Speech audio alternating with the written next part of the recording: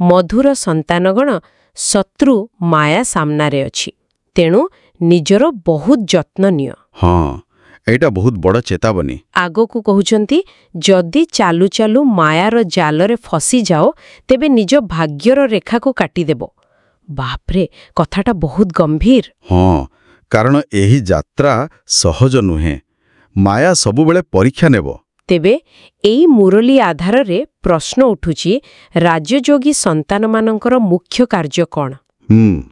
ମୁରଲୀରେ ବାବା ସ୍ପଷ୍ଟ କରିଛନ୍ତି, ମୁଖ୍ୟ କାମ ହେଲା ପଢ଼ିବା ଏବଂ ଅନ୍ୟମାନଙ୍କୁ ପଢ଼ାଇବା। ପଢ଼ିବା ଓ ପଢ଼େଇବା ମାନେ ନିଜେ ଜ୍ଞାନ ନେବା ଆଉ ଅନ୍ୟକୁ ଦେବା। ଏକଦମ।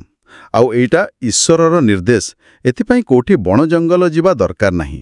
ଆଚ୍ଛା, ତେବେ କେମିତି? ଘରେ ରହି, ନିଜ ପରିବାର ସହିତ ରହି, କିନ୍ତୁ ଶାନ୍ତିରେ ବସି ପିତାଙ୍କୁ ସ୍ମରଣ କରିବାକୁ ହେବ। ମନଟା ବାବାଙ୍କ ପାଖରେ ରହିବା ଦରକାର। ଓହୋ, ଆଉ ଯୋଉ କୁହାଯାଇଛି ପୁରା ପାଠ୍ୟକ୍ରମ 2ଟି ଶବ୍ଦରେ ଅଛି, ଆଲଫା ଓ ବିଟା, ଏହାର ମାନେ କ'ଣ? ହଁ, ଆଲଫା ମାନେ ବାବା, ପରମପିତା ପରମାତ୍ମା, ଆଉ ବିଟା ମାନେ ତାଙ୍କଠାରୁ ମିଳିବାକୁ ଥିବା ଉତ୍ତରାଧିକାର, ମାନେ ସ୍ୱର୍ଗର ବାଦଶାହୀ। ଆଚ୍ଛା, ବାବା ଆଉ ବାଦଶାହୀ, ବାସ୍ ଏତିକି? ହଁ, ପୁରା ଜ୍ଞାନର ସାର ଏଇ ଦୁଇଟା କଥାରେ। ବାବାଙ୍କୁ ଚିହ୍ନିବା ଆଉ ତାଙ୍କଠୁ ନିଜର ଅଧିକାର ନେବା। ବୁଝିଲି। ଏହା ସହିତ ଆଉ ଗୋଟେ କଥା ଆସୁଛି, ଈଶ୍ୱରୀୟ ଗୋଦ ନେବା ବିଷୟରେ। ସେଇଟା କ'ଣ? ହଁ, ଏଇଟା ବହୁତ ଗଭୀର କଥା। ଯେମିତି ଦୁନିଆରେ ଲୋକେ ପିଲା ଗୋଦ ନିଅନ୍ତି, ସେମିତି ନୁହେଁ।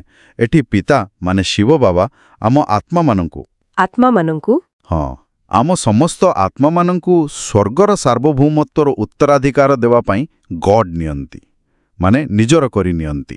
ଓହୋ। ଯେମିତି 5000 ବର୍ଷ ପୂର୍ବେ କରିଥିଲେ, ଏବେ ପୁଣି କରୁଛନ୍ତି।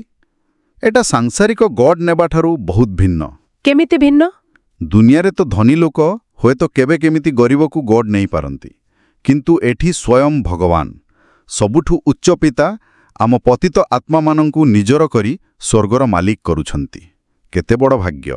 ବାଃ, କଥାଟା ଶୁଣିଲେ ବି ଭିତରେ କେମିତି ଲାଗୁଛି। ଆଚ୍ଛା, ଏଇ ଜ୍ଞାନ ତ ପୁରା ଚକ୍ରକୁ ମନେ ପକେଇ ଦେଉଛି ନା? ହଁ, ଏକଦମ। କେମିତି ଆମେ ଶୂଦ୍ରବର୍ଣ୍ଣରୁ ପରିବର୍ତ୍ତନ ହୋଇ ବ୍ରାହ୍ମଣ ହେଉଛୁ ବର୍ତ୍ତମାନ ସଙ୍ଗମ ଯୁଗରେ। ହଁ, ଆଉ ଏଇ ବ୍ରାହ୍ମଣ ଜୀବନରୁ ପୁରୁଷାର୍ଥ କରି ଆମେ ଦେବତା ହେବା, ସତ୍ୟଯୁଗରେ ରାଜ୍ୟ କରିବା। ଏ କଥା ଭାବିଲେ ଲାଗୁଛି ଯେ ଏ ଯୋଉ ପୁରୁଣା ପତିତ ଦୁନିଆ ଅଛି, ଏହାର ବିନାଶ ତ ନିଶ୍ଚିତ। ଏକଦମ ନିଶ୍ଚିତ। ଏ ବିନାଶ ନହେଲେ ନୂଆ ସ୍ୱର୍ଣ୍ଣିମ ଦୁନିଆ ଆସିବ କେମିତି? ଠିକ୍। ଆପଣ ଶୁଣୁଛନ୍ତି ରେଡିଓ ତୋଷାଳୀ, ଆମ ମାଟିର ସ୍ୱର।